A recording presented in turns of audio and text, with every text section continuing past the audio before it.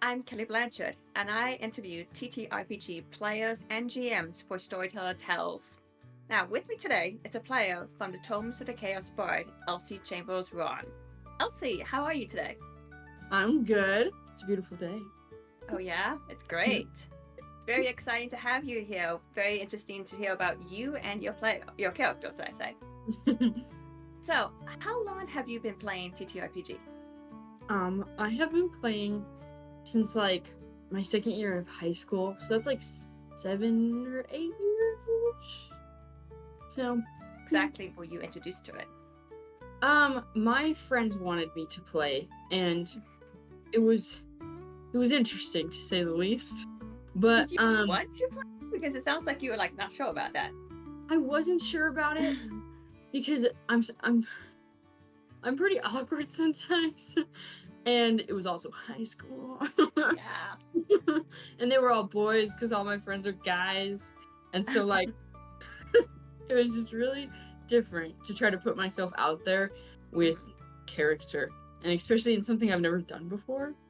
So, it was new. But I liked it. It was just kind of I didn't know what was happening. So. Does anybody really know what's happening in like, those games? Feels like, No. you know.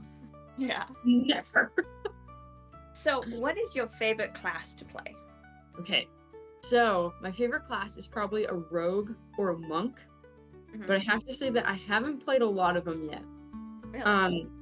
But so far those are my favorite. I like them a lot. Is there a specific kind of rogue or monk that you like?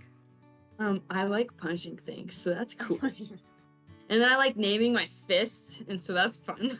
Oh, that's fantastic. Yes. And so that's why I like monks. And then rogues, it's just fun to be able to like sneak up on people. And usually, well, what if I changed it? My favorite class is a gnome. No, race, wait. Right? Race. Race is a gnome.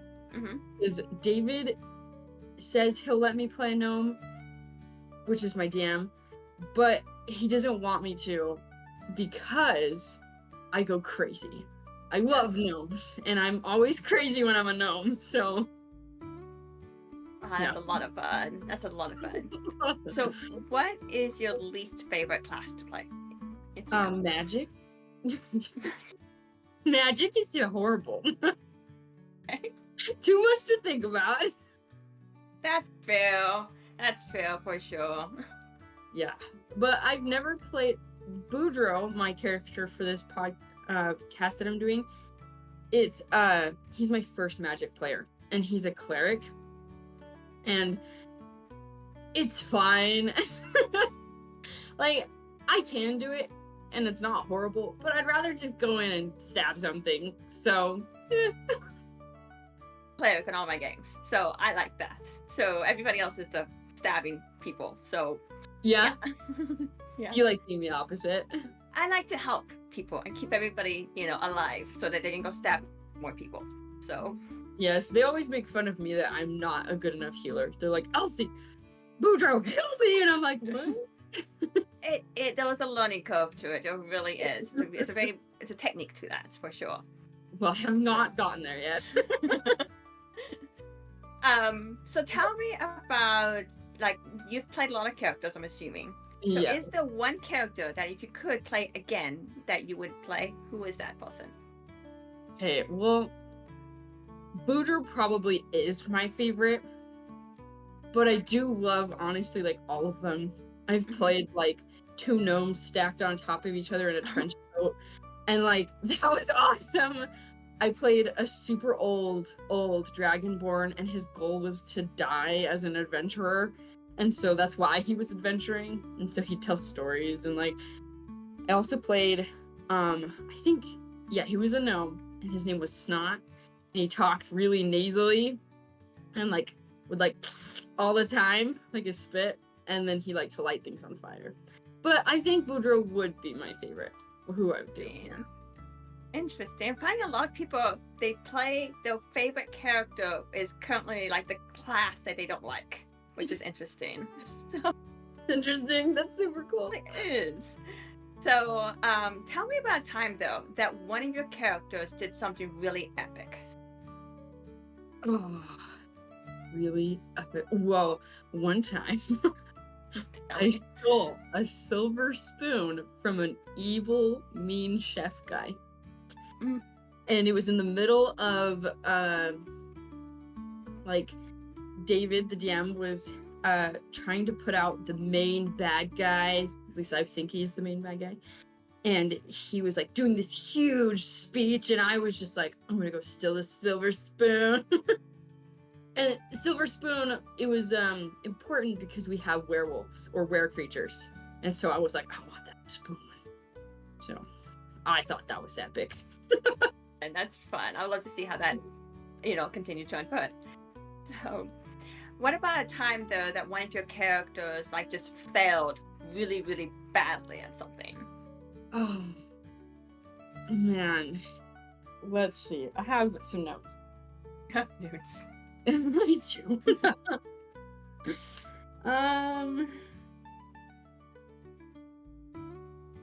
Oh, my character. I wrote something for somebody else. I mean, something somebody else filled out. If you I want. don't fail at anything. I'm Okay. pretty spectacular. I love it. I love it. I know that it was really mean. Once again, in this silver spoon situation, David was having me cook a food because I was helping the chef. And I wouldn't say I failed, but I did because I'm illiterate. And he handed me a recipe, and I was like, Oh, no. that is so mean. I think I rolled well enough that it went through fine, but evil, Yeah. I say. So you are involved in the Tomes of the Chaos Bard podcast show. Yes. How did you get involved in that? So I sorry. I'm a lot younger than everybody in that podcast. And I always thought it was super funny because my brother-in-law and my sister, they're married, David and Abby, and they said they were going to start a podcast. And I was like, oh, I would love to be a part of that. Like, oh, dreams. And I told myself, I was like, Elsie, don't ask them. Don't talk to them about it, really, because you're not going to be a part of it. Like, you're her younger sister. You're annoying because that's what younger siblings are. And why on earth would they want you in their podcast?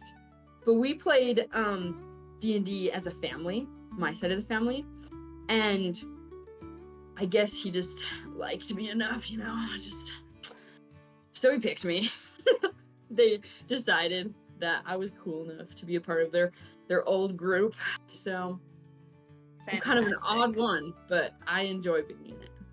That's so cool. That's so cool for sure. So your character, his name is Boudreaux. Is that correct? Boudreaux. Yeah. Boudreaux. I'm probably going to butcher his name the entire time, and I'm sorry. I mean, you can honestly say it. However, as long as it's got Boo and Dro, we're good. Okay, so what was your inspiration for him? So I served my mission for my church, the Church of Jesus Christ of Latter-day Saints, in Louisiana, Mississippi. And when I got home from my mission, my sister Abby was like, you should make a character from Louisiana.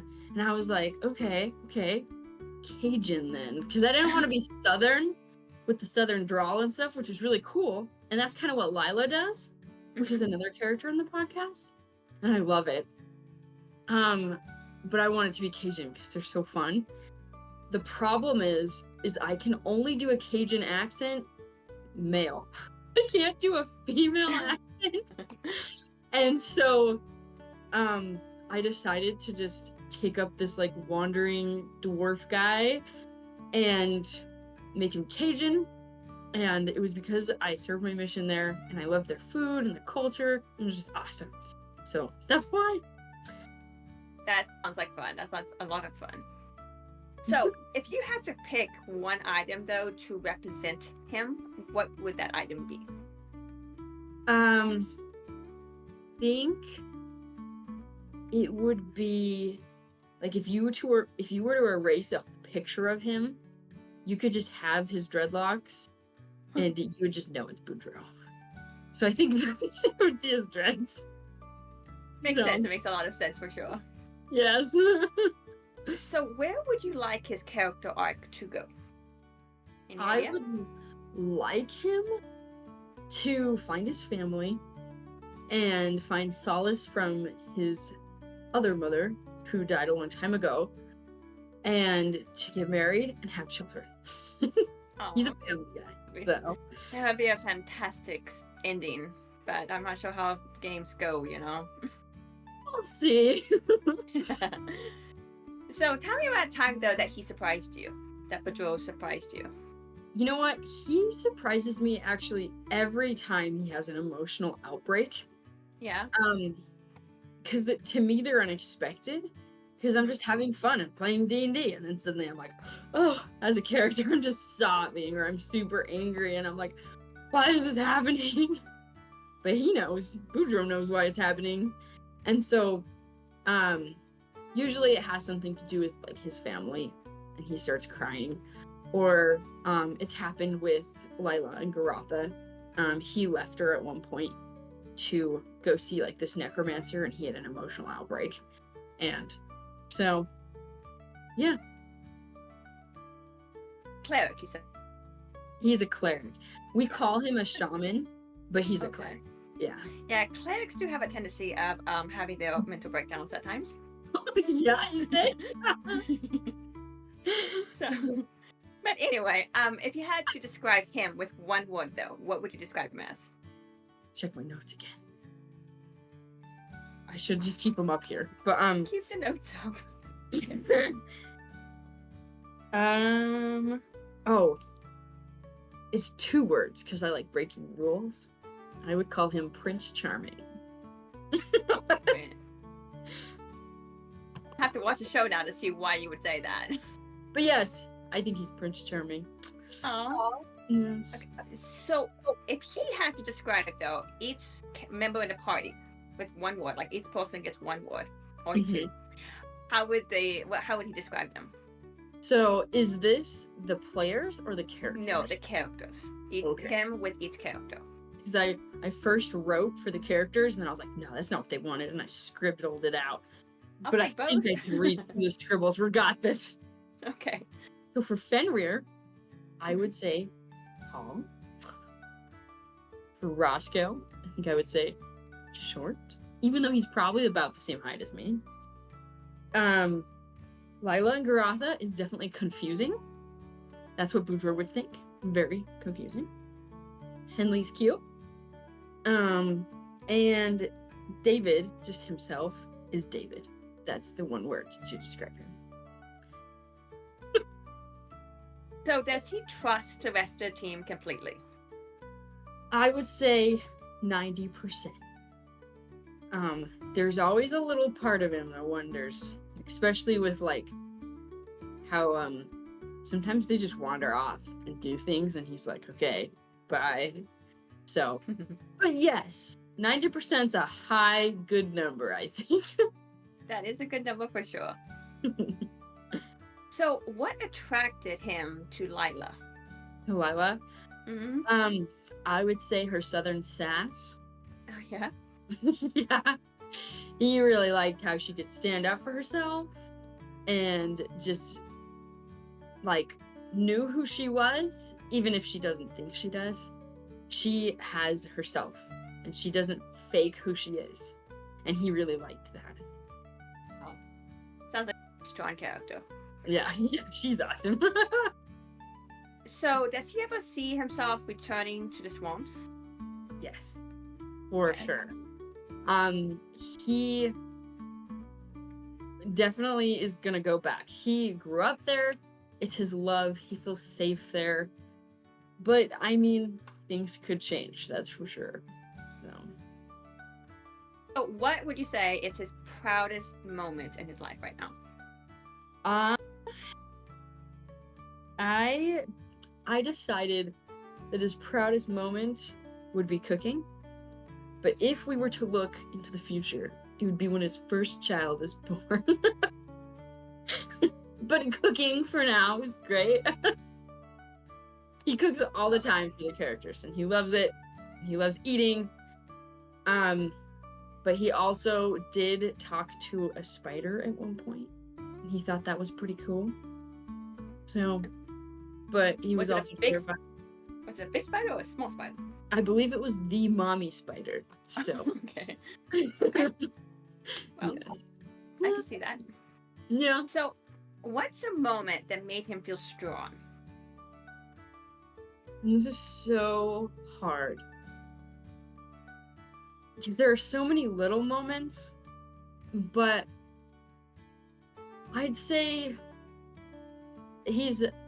David has given Boudreaux some visions of like the past and comfort. And I think there's been times where he was like, I'm strong because my God believes in me. Which is, his name's Kundas, his God. Mm-hmm. And so there's been like a vision of his mother, and just knowing that his God trusts him enough to give him visions and to tell him things, it gives him comfort and makes him feel strong.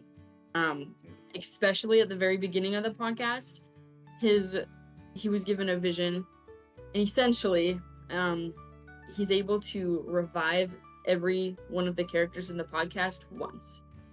And that's a lot of power. So I would say he feels strong because he feels like he's been trusted by his God. It's incredible, for sure. So what about a moment, though, that what made him feel weak? Or powerless? Yeah, I think one of the biggest times was when Lila left him for that necromancer. She just was going to go talk to him. It's not like he was a love interest. How dare she if it was? But he felt very powerless. He felt like she was taking and making a wrong decision and putting herself in huge danger and he didn't want to stop her. She has her choices. And so he just let her go. And that was very powerless for him. And that has happened to him multiple times in his life. Yeah. Which is why it was so hard for him. It happened when his lizard folk family was taken from him. Mm-hmm. And then his original mom, in a way. Yeah. That's so sad. Thank you. So, what is one interaction or character choice that you wish you could change? I was thinking about this, and I just don't know. I know there's many moments that Elsie, have made a decision and been like, dang it, that was stupid. What's do you have one of those that you could want to share? I know that, like, there's been times where I've, like, sassed David. and I was like, man, like, if people knew me, they'd be like, oh, that's just Elsie. But in the podcast, I'm like, I feel ashamed. They probably think that I just am so annoying or something. And like, but for Boudreaux, I guess there is a time where he probably should have been serious. There was these two people that were like in love, and something was happening that made it like super complicated. And he was just like talking to the butler about like how he should have, man, it's complicated. But basically, I was making fun of them instead of being what my character probably would have done, which was like be kind and compassionate and give advice. And instead he was like, oh. So, but we move on and we just keep going. Could have been a bad day for him. I don't know. It could have been. Everybody has those moments. Right? So, yeah. So that's okay. So if you had to describe Tome of the Chaos Bard in one word, what word would you use? Family. Family? Yeah. In multiple ways. Because a family is a place you can go to feel safe. A family is people you can talk to. It's just some people you know that are there that's comforting. Like, and then we're a family. as well. And we're family friendly. So all of the above. Family. I love it. I love it. So you might be getting new listeners who have they've just discovered your show, and so they don't know what to expect. So what would you say is awaiting for them as they are introduced to your show? Okay. I stole some quotes. Not from my podcast, but from a Disney commercial. Okay. Have you ever heard the commercial? I think it was from VHS movies. And it's we have our heading. Here we go. And it has Peter Pan jumping out the window. Do you remember this? Yeah. Yeah. And then it goes, from the magic within our hearts to the adventure beyond the horizon. There is only one Chaos Bard podcast. Magic and more. I love it. So that's what I would say. Just take that commercial and insert the Tomes of the Chaos Bard podcast. You got us. We're fun, we're funny, and we have a good story. We love role playing, and there's just it's just fun. It sounds like fun. It sounds like quite an adventure for sure. So, Thank you. Well, those are all of my questions. I really appreciate you taking the time to sit down with me and talk about you as a player and your character. Sounds very fascinating. I love it for sure. So I really hope that everybody goes to Tomes of the Chaos Bard and, gives you guys a chance and listens to you, and you guys get more followers and so forth, because it sounds like a very fascinating story. Thank you. Well, thanks again so much for being here, and everybody, thank you for watching. We'll see ya. Bye. Hey adventurers, thanks for tuning in. Remember to smash that like and subscribe button, and don't forget to give some love to your bards.